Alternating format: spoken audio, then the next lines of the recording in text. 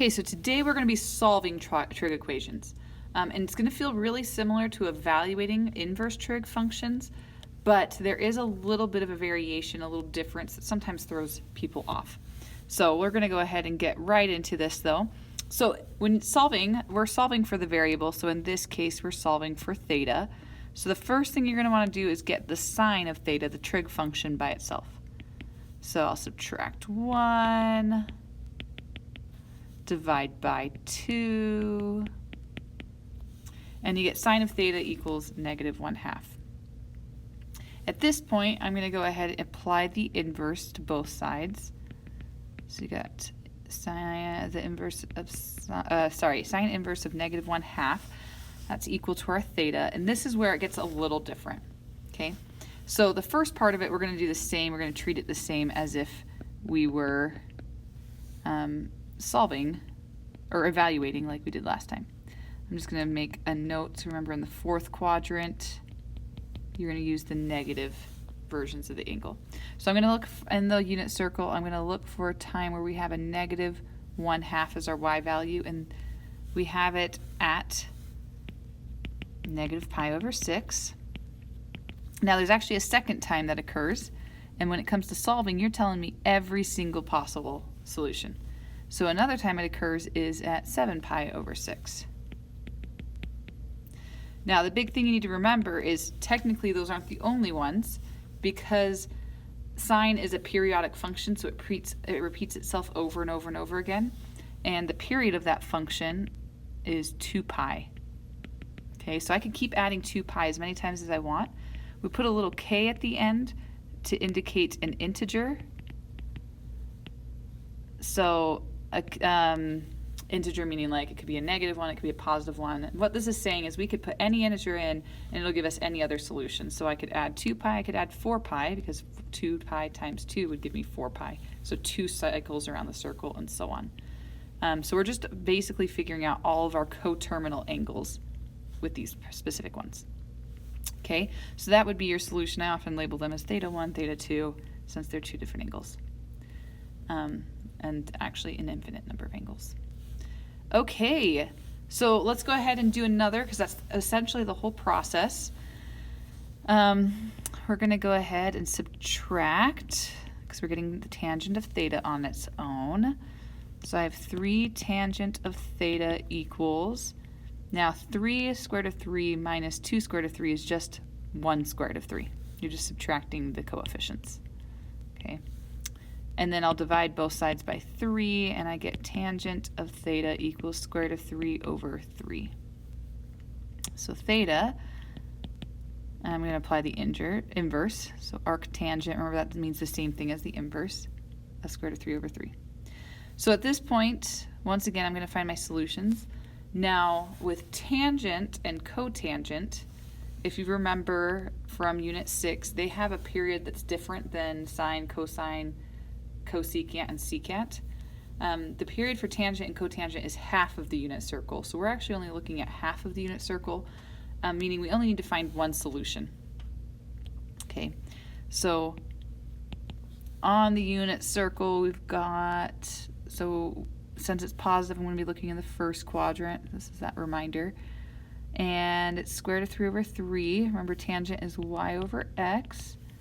So since we had to rationalize eventually, that means the x value had to have the square root of 3. So that's this angle right here, so pi/6. Now remember, since the period's different, we're going to add just pi k, because this represents the period. And that is it. Okay. So, and back here, this one was the period. Okay, let's go ahead and do another one. So for this problem, same idea. We're going to get this cosine of 3 theta on its own. So subtract 5. Divide by 2.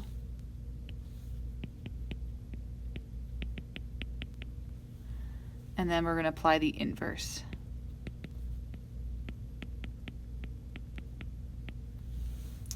Okay, at this point, once again, we're going to find both of our possibilities for this.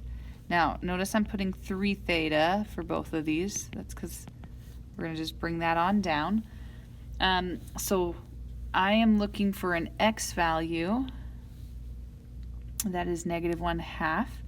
And I'm going to look for both possibilities. So we've got one right here and one right here.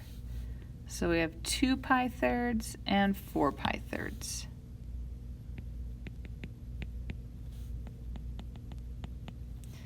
And remember, the period of cosine is 2 pi, so I'm going to put a plus 2 pi k at the end.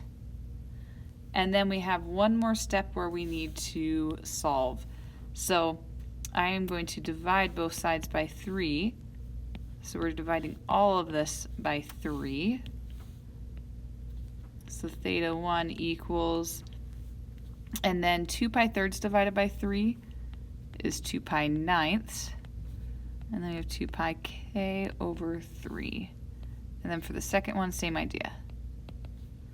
So 4 pi ninths plus 2 pi k over 3. And that would be our answer. So notice our final answer is the period, just so you notice it's the period of the original function because you're just dividing it by 3. Now, before we do more examples later on, I just want to make a note that technically there are other possibilities you could have. So on my key, I might have that the answer is 2 pi ninths plus 2 pi k over 3 and -2 pi ninths plus 2 pi k over 3. Okay, so just be aware that, oh look, we've got one of them that matches perfectly, but the second one doesn't look like it matches perfectly. However, if I take that -2 pi ninths and add 2 pi thirds to it, that's the same thing as adding 4 pi ninths, because I'm just, or sorry, not 4 pi ninths, 6 pi ninths is what I meant to say, because I multiplied top and bottom by 3. If you add -2 and 6, you get 4 pi ninths, which matches with the answer down here. So as long as your answer, if you add or subtract this last value to your answer and it gives you the same answers I have on my key, your answer is correct. Okay, so there are multiple answers that you can get. They actually all mean the same thing.